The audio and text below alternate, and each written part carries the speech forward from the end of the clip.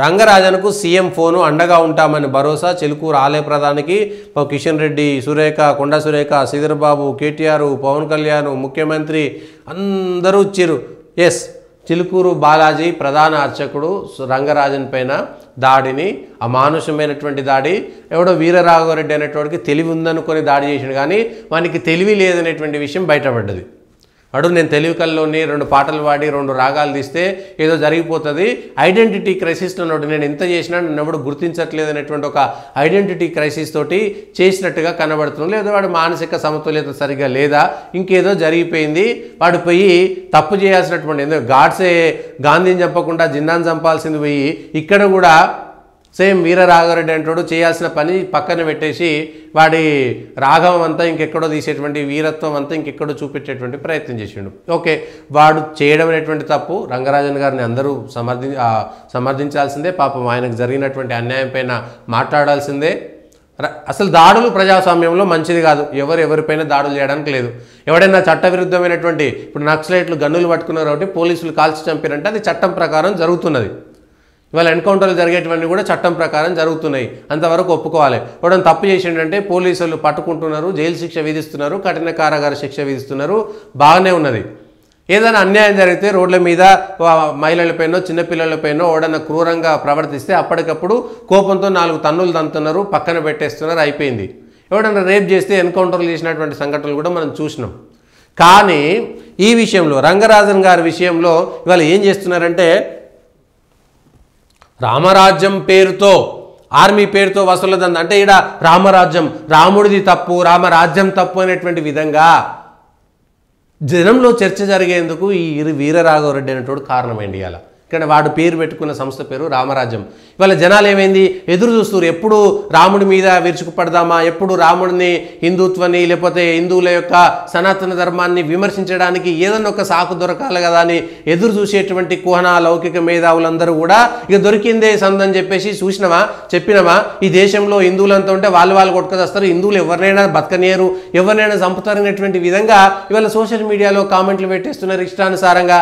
అరే నాయన, ఈ దేశంలో ఏ రోజు హిందువులు ఎవరిని కొట్టలేదురా నాయన, ముస్లింలను, క్రిస్టియన్లను, ఏ వాళ్ళను ఎవరిని కొట్టలేదు.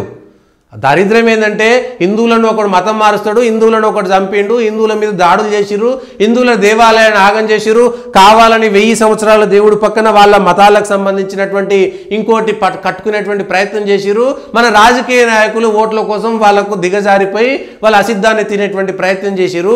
ఇవాళ మీడియా కూడా దీని ఏదో చిల్వలు పలవలు చేస్తారు. మీడియాకు సిగ్గుంటే, రంగరాజన్ను పరామర్శించినటువంటి నాయకులందరికీ కూడా సిగ్గులు శరాలు ఉండుంటే, వరంగల్లో పూజారిని హత్య చేసినటువంటి సందర్భంలో మీరెక్కడికి పోయిర్రా నాయన, అది ప్రశ్నించాల్సింది. నిన్నగాక మొన్న ఇవాళ పవన్ కళ్యాణ్ స్పందించిండు కదా. పవన్ కళ్యాణ్ గారు మీ ఆంధ్రప్రదేశ్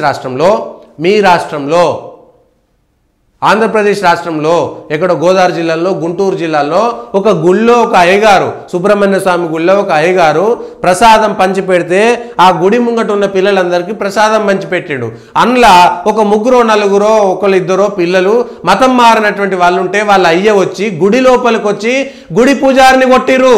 ఆ రోజు ఏ ఒక్క నా కొడుకు స్పందించలేదు. రాజకీయ నాయకులను తిట్టడానికి ఈ విషయంలో ఖచ్చితమైనటువంటి మీడియా కూడా, ఆ ఒక్కరోజు కూడా మీడియా రాయలేదు.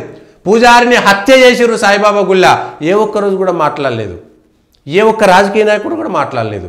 దానిపైన చిలువలు పలువలు చేసి ఇప్పుడు ఎందుకంటే ఇలా వీళ్ళే కొట్టుకారు కాబట్టి దీంట్లో వచ్చి ఏలు పెట్టి ఏదో సంబరం చేసేటువంటి ప్రయత్నం చేస్తున్నారు.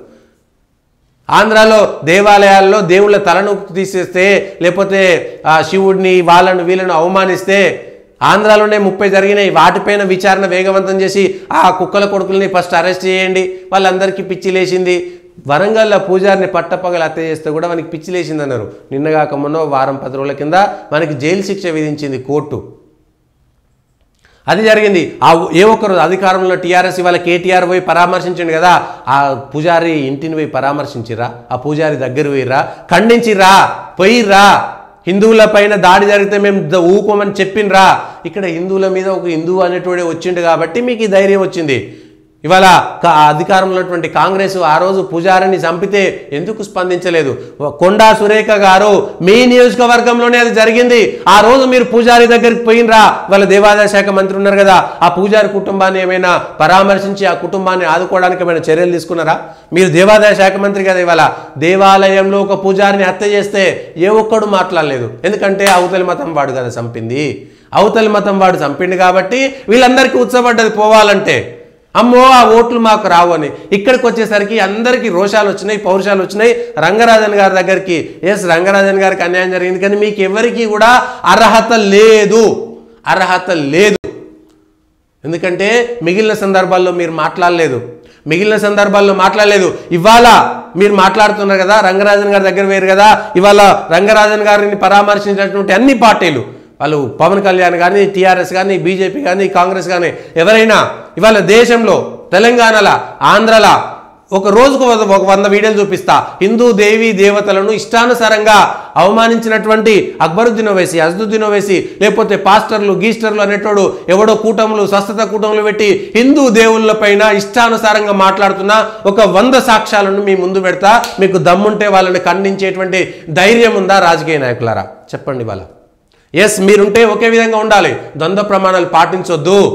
అంటే ఓట్ల కోసం ఎంత దూరమైన దిగజారేటువంటి నీచపు రాజకీయ నాయకులారా, మీ ద్వంద్వ విధానాలను ఒకసారి పక్కన పెట్టండి. ఒక అంశం పైన ఒకే విధంగా స్పందించేటువంటి ప్రయత్నం చేయండి.